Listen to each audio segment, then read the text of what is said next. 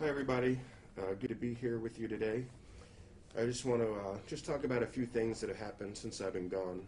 First, I want to thank Deputy Chief Davis for his leadership and his hard work over the last couple weeks while I've been gone. We've had a couple challenging situations that he was able to work through and provide good leadership to the organization. I want to just thank him for his efforts publicly first. And to the men and women of the Police Bureau, too, who show up every day and serve, do exemplary work. They've managed through these tough incidents, and I just wanted to thank them for their hard work and their efforts as well. I've had a couple questions about my reaction to the Chauvin verdict. And personally, I feel that the jury got it right. I've said from the outset how troubling it was to watch that video of George Floyd being killed. And I think, we come to this work with a servant's heart, and it should be done with compassion. And I think, that was not what was displayed there. And I think, even though we have a verdict now, there's still a sentencing piece. But I just wanted to highlight that there are no winners in this. There's a family that's hurting. They've lost a loved one who's not coming back. The city of Minneapolis, ripple effects through, everyone from the witnesses to that event, to people in the city, their law enforcement agency, and people throughout the country have really felt the impact of what happened to George Floyd. So I just, at this point, I think the best we can hope for is that some positive change will come out of this and keep that from happening to someone else. We also had an officer-involved shooting here in Portland on the 16th, too. And, whenever a life is lost, it's a tragic thing. It impacts a family, community, loved ones, the people within the police bureau and the city. Right now, I can't say a whole bunch on specifics, but there are multiple investigations and reviews going on regarding that at the DA's office, internal affairs here, and our training division. In this instance, we were able to release more information sooner than I think we ever have before, so I'm really happy about that. And I think, for us, it's always a balance of getting information out and the public need versus the integrity of the investigation. So we always try to balance those two things to really try to meet the public's need and desire to know what happened, but also allow the investigators to do their work and not impede their job in some way, too. We've seen some direct action events. We continue to see those throughout the city. That remains a point of frustration for me and a lot of people in the community. We've seen direct action events that have damaged organizations like churches, Boys and Girls Club, and organizations that do a really good job of serving people in the community, not to mention businesses who are already hurting from the pandemic. So we here at Portland Police, we're going to do our best to respond to those. We've made key arrests. We'll continue to make key arrests in those instances, and we'll manage our resources as best we can to respond to them. But when we do respond to them, too, there are also people who are victims of other crimes who have to wait to get service while we deal with those as well. May Day's coming up. May Day traditionally here in Portland has been a day of free speech events, protests, demonstrations. We're used to that. We fully support people's right to go out and exercise their free speech. We just ask that they do it in a manner that doesn't include destruction or violence or any criminal acts. The district attorney's come out and he's been clear that he will look to prosecute cases where there are people committing crimes like arsons, assaults, and criminal mischief, damages to businesses and things of that nature. So we appreciate that. And gun violence, big topic. It continues to be a real problem here in Portland and the metro area. I know there was a shooting last night in Gresham where several people were injured. Another shooting here in Portland. We have members of our enhanced community safety team who are investigating and helping with those investigations. It's really for us troubling. We're trying to do everything we can with our resources to put the resources that we have available towards gun violence and do it in a way where it doesn't too negatively impact the other work that we have to do here at the Police Bureau. And I think the last thing I want to touch on is traffic fatalities. We've had 23, I think was the last number I saw for the year so far. Last year, this time, we had 13. And last year, we had the highest number of traffic fatalities we've had in 30 years. And we're on a pace now to outpace that. So that is, that's troubling. We're doing what we can do to put resources towards the safety aspect of traffic enforcement. And I just want to highlight to folks to be mindful on the road. Be careful, watch your speed. Be mindful of pedestrians and people crossing and crosswalks and things of that nature. And that's about all I have. I'll leave plenty of time for questions. Okay, so first person in line looks like it's Shane Kavanaugh from the Oregonian. Shane, you can go ahead and unmute and ask your question. Hi there, Chief Lovell. Can you hear me okay? Yep, we're turning up the volume here. Yep. Okay, wonderful. So I wanted to ask about, on the topic of gun violence, the creation of this upcoming focused intervention team. Was hoping to get a better idea of where things are in that process, and when, at the earliest, do you think the focused intervention team could be on the ground and running? Yeah, that's a good question. We're in the process of figuring out where we're going to get the resources for that team. As you know, our request for funding for it did not go through, so we have to take those resources internally. So we want to be mindful of how we build that team, though. We want there to be the appropriate amount of community input and things of that nature, too. So the best thing I can tell you is that we realize the urgency in having it up and running as soon as possible, but we want to be really mindful about how we do the selection, who we include in that process, and giving those officers who are going to be doing that important work all the time, tools, and things they're going to need to be successful. Okay. Can I ask a follow-up? Yes, go ahead. Yeah, so, I mean, are we looking at weeks here, months? Will the focused intervention team be up and running by the summer, do you think? Or are there still too many unknown factors at this time? No, I think it would be up and running by the summer. It's just a matter of figuring out the way to do the selections that's really meaningful and includes community, and setting it up in a way where we kind of avoid some of the pitfalls of our previous efforts around gun violence reduction. Okay, thanks, Shane. Wright Gazaway, you're up next. Go ahead and unmute. Thanks, Chief, for taking some time. Sure. My question is related to the officer-involved shooting. I spoke with a witness who said he did not see a gun in Mr. Delgado's hand, and I'm wondering if you've got any clarity on what led Officer DeLong to fire at Mr. Delgado. Did he see a gun? Have you got any clarity on what led to the shooting? I don't, and I can't really talk about specifics of that case. It wouldn't be appropriate for me to comment on that.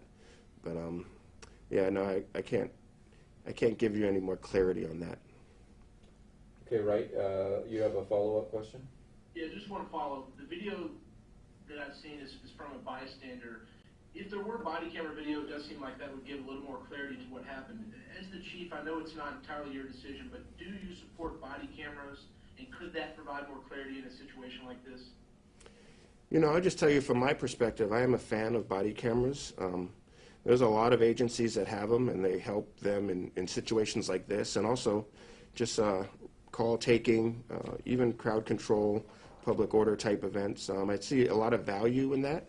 I do realize there's a heavy cost to managing those programs, but I think, you know, body cameras are a good tool. Okay, next up, Maxine Bernstein. Go ahead, Max. Thank you, Chief. The family of Mr. Delgado held a news conference while you were away, calling for a special prosecutor to investigate the police shooting, and I wondered if you support that. You know, that decision's probably will get made above me, but I feel like, you know, I don't want my opinion to influence that decision. I just feel like, you know, me personally as a leader of an organization, I would never stand in the way of an independent look at an incident or the organization, but I want to just, you know, be real mindful about my comments and opinions on it. But, if that were to come to pass, we would cooperate and participate in that investigation as appropriate. Okay, Sarah Hurwitz is next in line. Go ahead, Sarah. Hey, Chief. Thanks so much. Sure. So my question has to do with all of the gun violence efforts right now. So I just wanted to clarify. From what I understand, there are 4 different teams or like groups that the Bureau has been directed like to use or to create with focusing on the gun violence issue. So I just want to clarify. So we have the Metro Safe Streets Task Force, right? And that's obviously several organizations that are involved. We have the FIT team, we have the ECST, and then we have one other team that was a part of that city agreement. Is that accurate, first off? I just wanted to clarify that. Which city agreement?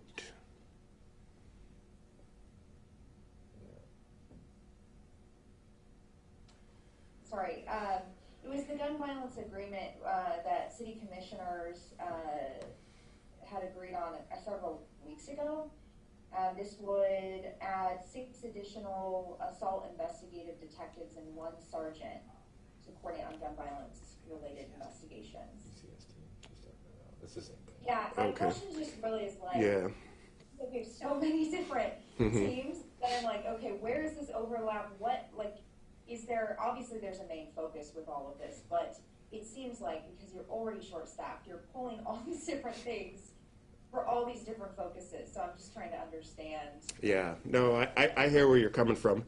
And, for us, we want to make sure we're doing everything possible to stop and reduce gun violence in the city. I mean, it's some of the most important work we can be doing because people are, getting injured and killed. So we want to make sure that we are being as proactive as possible, but we're in a situation, too, where resources are limited and we're pulling from already strained resources to try to bolster that effort. And, we'll have to figure out where the officers for the FIT team will come from, and that's probably going to impact other important work that really needs to be done in the city, too. And I think some of the, officers from ECST and with the other partnerships that we have going on now, being able to pull them to do that gun violence work has impacted some other areas as well. So I definitely appreciate your question. And I should probably help clarify, Sarah, that the officers and investigators that'll be part of the Metro Safe Streets Task Force will be from ECST. So those are the same actual staff. The FIT will come from a different pool Other resources. of resources, right? And I know that's confusing. There's a lot going on here. No, but that's helpful, at least, yeah, to understand where everything's coming from. I did have one follow-up question. Sure.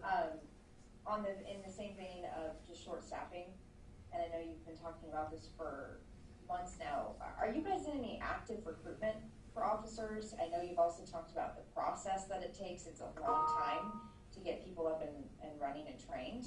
But I'm curious if the Bureau is in that process at all. Yeah, we had opened up our application for a period of time, and we got over 400 people who applied. So that's very positive. There are people who are still interested in doing this work and working for the Portland Police Bureau and serving the Portland community.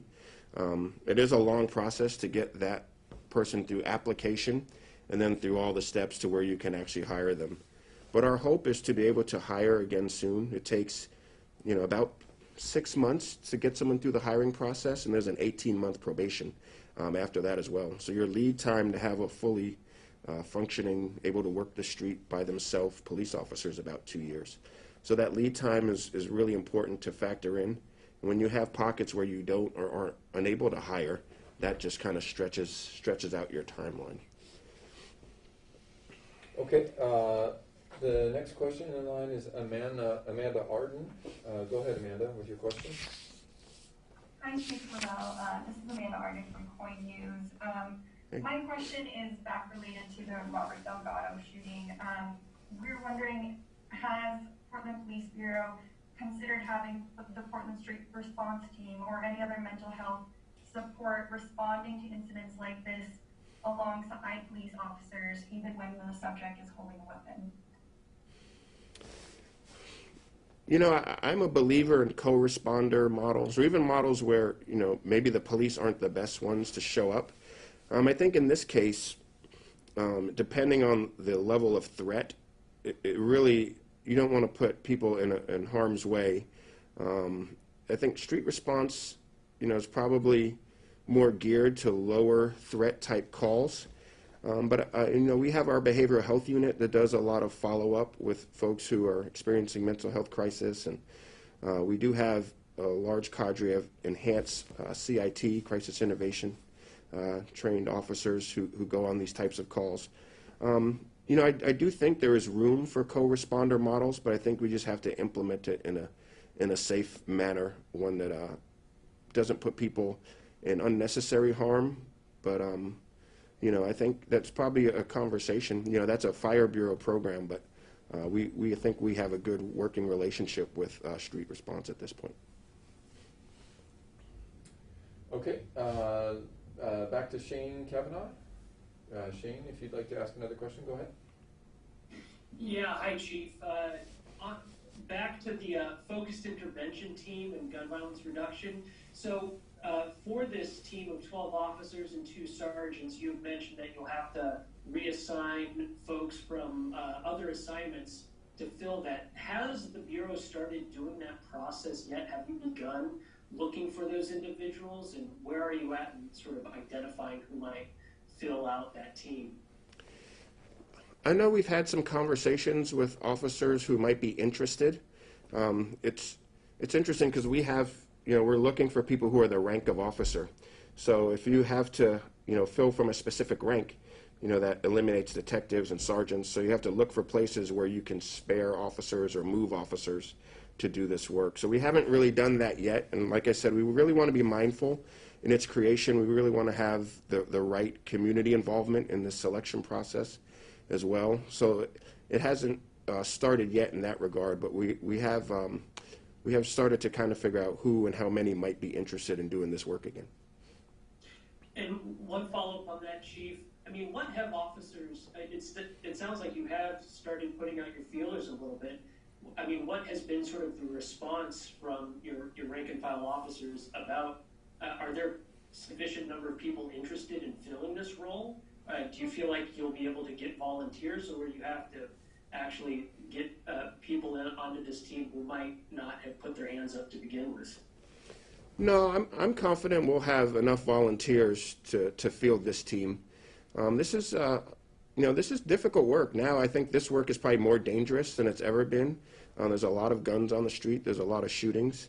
And like I said, we want to be really mindful of who we select, but we also want to give folks the opportunity to be successful. And if we have, for instance, you know, officers who haven't done this type of work before, we want to make sure we give them some time to work together to have, you know, make sure they have their equity training and all these other things done prior to doing this work, so they're set up to do this work in a fashion that's going to be consistent with what the community expects. All right, back to Wright Gasaway. Go ahead, Wright, with your next question. I want to stick on that the folks intervention team.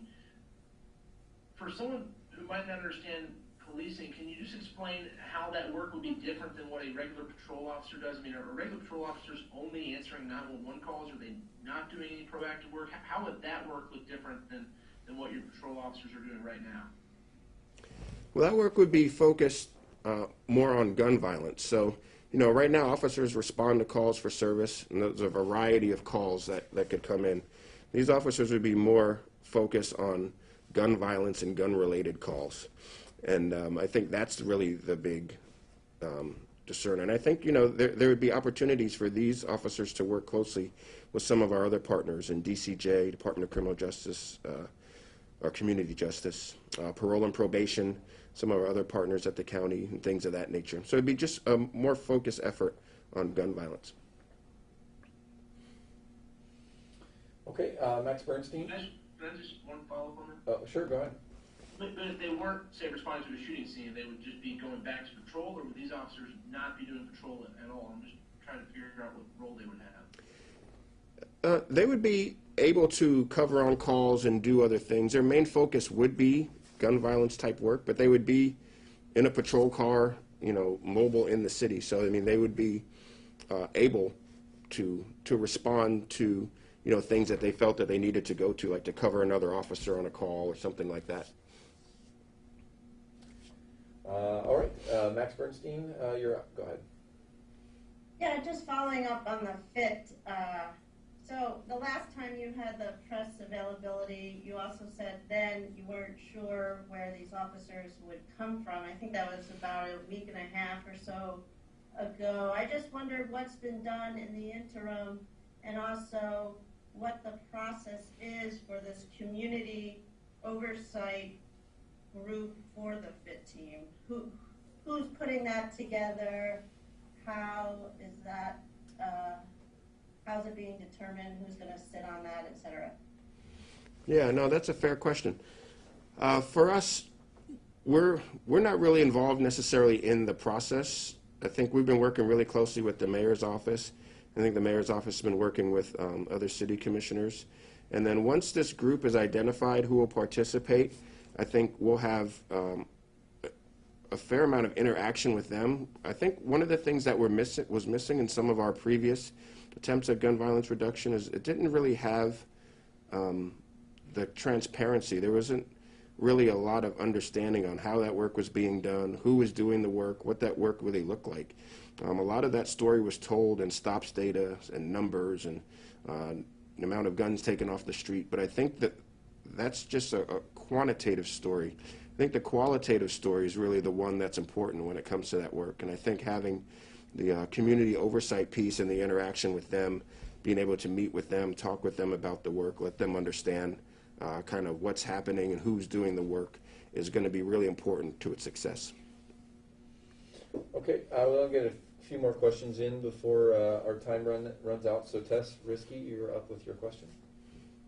Hi, Chief. I just wanted to check in on the situation with Officer Hunziker. I wanted to ask, is that investigation still ongoing? Is Officer Hunziker still working patrol in the East Precinct? And did you personally know what exactly led to his resignation last month? I don't. I do know that is currently still ongoing. It is with our internal affairs. And I think, you know, right now there's 60-something investigations that they're doing that they're assigned to 8 investigators. So they have a pretty heavy workload. But I haven't had any update on that one since my time back yesterday. But I do know that investigation is still currently ongoing. And I think until we're able to really get some interviews and some more clarity, I won't know exactly specifically why he resigned, other than what he made in his what he stated in his initial comments when he resigned. Okay, thanks for the question. Amanda Arden, go ahead.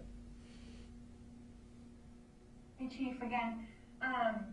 Wondering, has the enhanced community safety team knowingly prevented any shootings from occurring since it started last month? It's hard to say if they prevented any shootings. I know they've done a lot of good investigative work, and I think they made an arrest yesterday on a suspect from a shooting in the Brentwood-Darlington area. There's a lot of good investigative work that's being done, but it's hard to say definitively that they've prevented something from happening. But I believe in my heart of hearts that their work is contributing to prevention of shootings.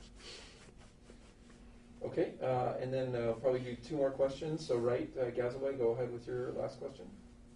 Chief, that shooting last night in Gresham, I know it wasn't in Portland, but only by a handful of blocks. It seems like there have been several shootings at vigils like that.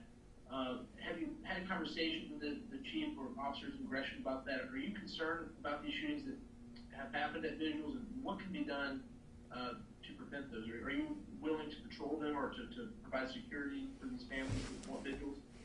Yeah, we've done that in the past. I know we work closely with the Office of Violence Prevention and some other outreach workers here in Portland, and we've provided officers for vigils and for funerals when resources were permitting. But I think it's really important to do that work just for the community safety and the peace of mind aspect.